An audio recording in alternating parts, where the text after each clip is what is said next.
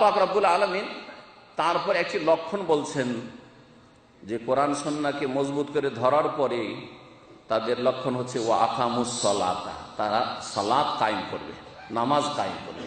আর নামাজের গুরুত্ব দেওয়ার ক্ষেত্রে, নামাজের ক্ষেত্রে শক্ত ফতোয়ার ক্ষেত্রে কোরআন সুন্নাহর আলেমরা, সালাফি আলেমরা, জি সৌদি আরবের আলেমরা, তাদের যে শক্ত ফতোয়া, এইরকম ফতোয়া পৃথিবীতে কোথাও পাবে না। আমাদের দেশের লোকেরা মনে করে, আমরাও মাদ্রাসা পড়ে মনে করতাম যে নামাজ না পড়লে কি হবে, এই লোকটি মেলা ভালো কাজ করে, বাপ মায়ের সেবা করে, বোনগুলির বিয়ে দিল, ভাইদেরকে মানুষ করলো, আর আত্মীয় স্বজনদের খোঁজ খবর রাখে, আর মেলা ভালো কাজ করে, জান্নাত পাবে না কেন, এই সবই জানতাম। কিন্তু সৌদি আরবে আসার পরেই জানলাম যে বেনামাজির ইসলামে কোনো স্থান নেই। লা হাজ্জা ফিল ইসলাম মান তারাকা সালাহ, যে ব্যক্তি নামাজ ছাড়ে, অবহেলা করে, অলসতা করে, পড়ছি অস্বীকার করে নয়, তার কোনো স্থান ইসলামে নেই।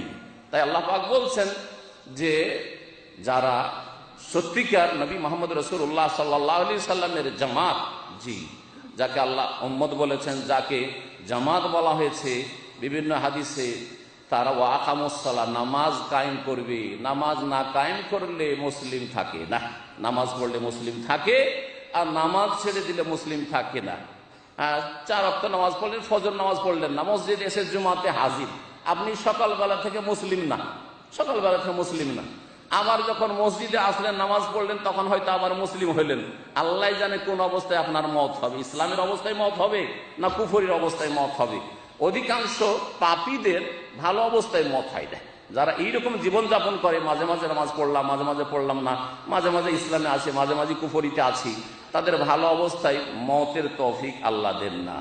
ইন্না লা নুযি আজরাল মুসলিহিন, নিশ্চয় আমি যারা সংস্কারক মুসলিহ, তাদের প্রতিদানকে, বদলাকে বিনষ্ট করি না। আল্লাহ পাক মুসলিহ বলেছেন, সংস্কারক, রিফর্মার, মুজাদ্দিদ কারা?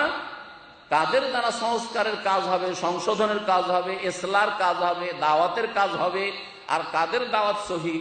যারা কোরআন সুন্নাহকে আঁকড়ে ধরে এবং 5 ওয়াক্ত নামাজকে প্রতিষ্ঠা করে, নামাজ না থাকলে ইসলাম থাকে না, এই এতেকাদ বিশ্বাস রাখে, তারাই হচ্ছে আসল মুসলিম, আল্লাহ পাক বলেছেন।